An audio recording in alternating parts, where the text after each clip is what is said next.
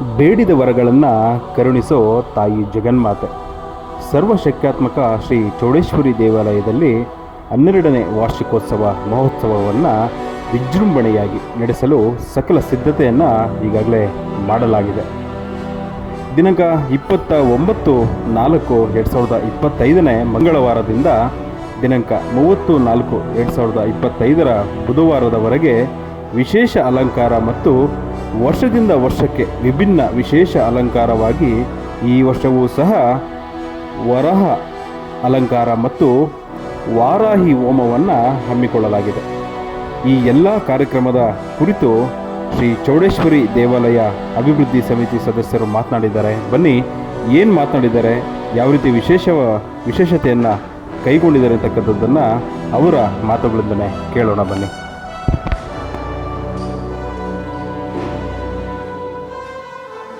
ಶ್ರೀ ಚೌಡೇಶ್ವರಿ ದೇವಾಲಯ ಅಕ್ಷಯ ತದಿಗೆ ಮಹಾದಿನದಂದು ಪ್ರತಿಷ್ಠಾಪನೆ ಆಗಿರ್ತಕ್ಕಂಥದ್ದು. ಭಾಳ ವಿಶೇಷವಾದ ದಿನ ಅಕ್ಷಯ ತದಿಗೆ ಮಹಾದಿನ. ಈ 12 ವರ್ಷಗಳ ಹಿಂದೆ ಅಕ್ಷಯ ತದಿಗೆ ಮಹಾದಿನದಂದು ಅಮ್ಮ ಪ್ರತಿಷ್ಠಾಪನೆ ಆಯಿತು.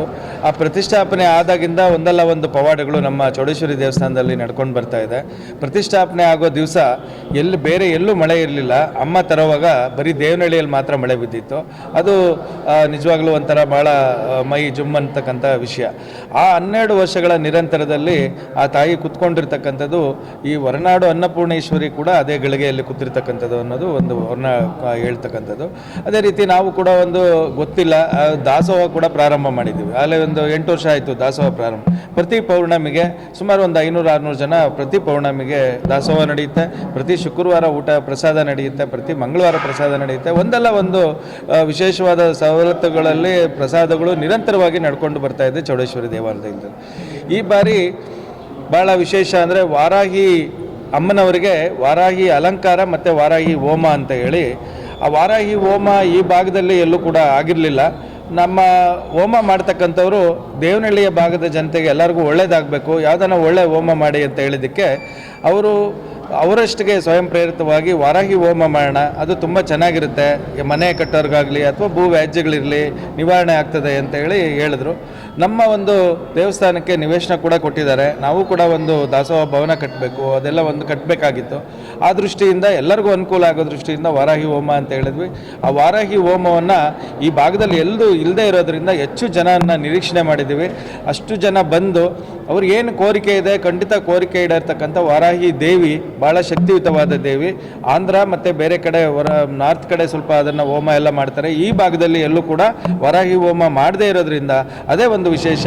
ಅಮ್ಮನವರಿಗೂ ಚೌಡೇಶ್ವರಿ ಅಮ್ಮನವ್ರಿಗೂ ಕೂಡ ಅದೇ ಅಲಂಕಾರ, ವಾರಾಹಿ ಅಲಂಕಾರವನ್ನು ಮಾಡಿ ಅಮ್ಮನವರಿಗೆ ವಾರಾಹಿ ಹೋಮವನ್ನು ಮಾಡ್ತಕ್ಕಂಥದ್ದು ಈ ಬಾರಿಯ ಭಾಳ ವಿಶೇಷ. ಬರಬೇಕು ಎಲ್ಲರೂ, ಸಾವಿರಾರು ಜನ ಬಂದರೆ ಸಾವಿರಾರು ಜನಕ್ಕೂ ಕೂಡ ದಾಸೋಹ ವ್ಯವಸ್ಥೆ ಇದೆ. ಬಂದಿರತಕ್ಕಂಥವ್ರು ಎಲ್ಲರಿಗೂ ಕೂಡ ಹೋಮದಲ್ಲಿ ಭಾಗವಹಿಸೋದಕ್ಕೂ ಕೂಡ ನಾವು ಅವಕಾಶ ಮಾಡಿದ್ದೇವೆ. ಬರೀ ಒಂದು 200 ರೂಪಾಯಿ ಕೊಟ್ಟು ಪ್ರತಿಯೊಬ್ಬರು ಭಾಗವಹಿಸೋದಕ್ಕೆ ಒಂದು ಅವಕಾಶ ಮಾಡಿದ್ದೀವಿ. ಎಲ್ಲರೂ ಭಾಗವಹಿಸಬೇಕು ಅನ್ನೋ ದೃಷ್ಟಿಯಿಂದ. ಮತ್ತು ವಾಲಂಟಿಯರಾಗಿ ಯಾರು ಏನು ಸೇವೆ ಬೇಕಾದ್ರೂ ಮಾಡ್ಬೋದು. ನಮ್ಮಲ್ಲಿ ಪೌರ್ಣಮಿ ಪೂಜೆ ನಡೆಯುತ್ತೆ, ಶುಕ್ರವಾರದಲ್ಲಿ ರಾಹುಕಾಲದ ಪೂಜೆ ಮಾಡುತ್ತೆ, ಆಮೇಲೆ ಅಮಾವಾಸ್ಯೆ ಪೂಜೆ ನಡೆಯುತ್ತೆ. ಈಗ ಹಲವಾರು ಕಾರ್ಯಕ್ರಮಗಳು. ಮತ್ತು ಈ ಬಾರಿಯ ನಾವು ಒಂದು ಏನು ದಾಸೋಹ ಭವನ ಮತ್ತು ಕಟ್ಟಡ ನಿರ್ಮಾಣ ಮಾಡಬೇಕು ಅಂತ ಹೇಳಿದ್ದೀವಿ. ಅದಕ್ಕೆ ನಮಗೆ ವಿಶೇಷವಾಗಿ ದಾನಿಗಳ ನೆರವು ಅಗತ್ಯ ಇದೆ. ಅದು ಒಂದಲ್ಲ ಒಂದು ಕೊಠಡಿಗಳನ್ನು 2-3 ಕೊಠಡಿಗಳನ್ನು ನಾವು ಮಾಡಿಕೊಡ್ತೀವಿ ಅಂತ ಆಗಲೇ ದಾನಿಗಳು ಮುಂದೆ ಬಂದಿದ್ದಾರೆ. ಕೆಲವರೆಲ್ಲ ಇಟ್ಟಿಗೆ ಕೊಡಿಸ್ತೀವಿ ಅಂತ ಹೇಳಿದ್ದಾರೆ, ಕಬ್ಬಣ ಕೊಡಿಸ್ತೀವಿ. ಯಾಕೆಂದರೆ ಒಂದು ಕೆಲಸ ನಡಿಬೇಕಾದ್ರೆ ದಾನಿಗಳು ಖಂಡಿತ ಅವಶ್ಯಕತೆ ಇದೆ. ನಮ್ಮ ದೇವಸ್ಥಾನಕ್ಕೆ ವಾಲಂಟಿಯರ್ ಆಗಿ ದಾನಿಗಳು ಬಂದು ನಾನು ಮಾಡಿಸ್ತೀನಿ ಅಂತ ಹೇಳ್ತಾಗಿರ್ತಕ್ಕಂಥದ್ದು ಆ ದೇವಿಯ ಕೃಪೆ. ಎಲ್ಲರಿಗೂ ಕೂಡ ದೇವಿ ಮನಸ್ಸು ಕೊಡ್ತಾ ಇದೆ. ಹಾಗಾಗಿ ದೇವಿ ಎಲ್ಲರಿಗೂ ಸನ್ಮಂಗಳವನ್ನು ಉಂಟು ಮಾಡಲಿ. ಹೆಚ್ಚು ಜನ ಬಂದು ಇದರಲ್ಲಿ ಹೋಮದಲ್ಲಿ ಭಾಗವಹಿಸಲಿ. ವಿಶೇಷವಾದ ಹೋಮ, ತಾವು ಕೂಡ ನೋಡಬೇಕಾದ ಹೋಮ. ಗೆಣಸು ಮತ್ತು ಅರಿಶಿನ ಕೊಂಬು ಮೊಸರನ್ನ ಇದರಿಂದ ಹೋಮ ನಡೀತಕ್ಕಂಥದ್ದು ಅದು ಭಾಳ ವಿಶೇಷವಾಗಿರುತ್ತೆ. ಅದೆಲ್ಲ ಕಣ್ತುಂಬ ಬಂದು ಎಲ್ಲರೂ ನೋಡಬೇಕು, ಎಲ್ಲರಿಗೂ ದೇವಿ ಆಶೀರ್ವಾದ ಸಿಗಬೇಕು. ಈ ವಾರ ಆದಂಗೆ ಈ ವರ್ಷವೂ ಕೂಡ ಭಾಳ ವಿಜೃಂಭಣೆ ನಡೆಯುತ್ತೆ. ಪ್ರತಿ ವರ್ಷ ನಾವು ಕೂಡ ಅಮ್ಮನವರಿಗೆ ಒಂದಲ್ಲ ಒಂದು ಕಾರ್ಯಕ್ರಮ ನಡೆಸ್ಕೊಂಡ್ಬರ್ತಾಯಿದ್ವಿ. ಈ ಸಾರಿ ವಿಶೇಷ ಏನು ಅಂತ ಹೇಳಿದ್ರೆ ವರಾಹಿ ಪೂಜೆ ನಡೀತಾ ಇದೆ, ವರಾಹಿ ಅಲಂಕಾರ ನಡೀತಾ ಇದೆ. ಇದು ವಿಶೇಷವಾಗಿ ಸಂಬಂಧಪಟ್ಟಿರೋದು ಮನೆ ಕಟ್ಟೋದಕ್ಕೆ ಅಥವಾ ಜಮೀನು ತಗೊಂಡು ಅವರ ಒಂದು ನೆಲೆ ಉರೋದಕ್ಕೆ ಒಂದು ಅವಕಾಶ ಆಗುತ್ತೆ. ಇದು ಅದರಿಂದ ಎಲ್ರಿಗೂ ಒಳ್ಳೆಯದಾಗಲಿ, ಇಡೀ ಮನುಕುಲಕ್ಕೆ ಒಳ್ಳೆಯದಾಗಲಿ. ವಿಶೇಷವಾಗಿ ನಮ್ಮ ದೇವನಹಳ್ಳಿಯಲ್ಲಿ ಇದು ತುಂಬ ನಡೀತಾ ಇದೆ. ಈಗ ಏರ್ಪೋರ್ಟ್ ಬಂದಿರೋದ್ರಿಂದ ತುಂಬ ಜನ ಕಟ್ಟಿಸ್ತಾ ಇದ್ದಾರೆ. ಅವ್ರಿಗೆ ಆಶೀರ್ವಾದ ಬೇಕೇ ಬೇಕಾಗುತ್ತೆ. ಅಮ್ಮನವ್ರ ಆಶೀರ್ವಾದ ಬೇಕೇ ಬೇಕು. ಅದರಿಂದ ಈ ಸಾರಿ ವಿಶೇಷವಾದಂಥ ಕಾರ್ಯಕ್ರಮ ಹಮ್ಮಿಕೊಂಡಿದ್ದೀವಿ. ಪ್ರತಿ ವರ್ಷವೂ ಕೂಡ ಏನೇನು ಕಾರ್ಯಕ್ರಮ ನಡೀತಾ ಇದೆ ಅದರಲ್ಲಿ ಯಾವುದಕ್ಕೊಂದು ಕೊರತೆ ಇಲ್ಲ. ಪ್ರತಿ ವರ್ಷ ನಡೀತಾ ಇದೆ. ಅನ್ನದಾನ ಇರ್ಬೋದು, ದಾಸೋಹ ಇರ್ಬೋದು. 2 ದಿನ ವಿಶೇಷವಾದಂಥ ದಾಸೋಹ ನಮ್ಮ ಗಂಗಾಧರ ಆಲ್ರೆಡಿ ಹೇಳಿದ್ದಾರೆ ತಮಗೆ. ಮತ್ತು ಈ ಸಾರಿ ಬರೋ ವರ್ಷಕ್ಕೆ ಒಂದು ಅನ್ನದಾಸೋಹಕ್ಕೆ ಒಂದು ನೆಲೆ ಬೇಕು ಅಂತೇಳಿ ಒಂದು ಬಿಲ್ಡಿಂಗ್ ಕಟ್ಟಿಸ್ತಾ ಇದ್ದಾರೆ. ಇದಕ್ಕೆ ದಾನಿಗಳು ಒಳ್ಳೆ ಮನಸ್ಸಿಂದ ದಾನ ಕೊಟ್ಟಿದ್ದಾರೆ. ಜಾಗನ ಭಾಳ ಅಭಿವೃದ್ಧಿ ಆಗೋದ್ರಲ್ಲಿ ಯಾವುದೂ ಕೂಡ ಕಡಿಮೆ ಆಗಲ್ಲ. ಆ ತಾಯಿ ಆಶೀರ್ವಾದ ಎಲ್ರಿಗೂ ಇರ್ತದೆ. ನಮಗೂ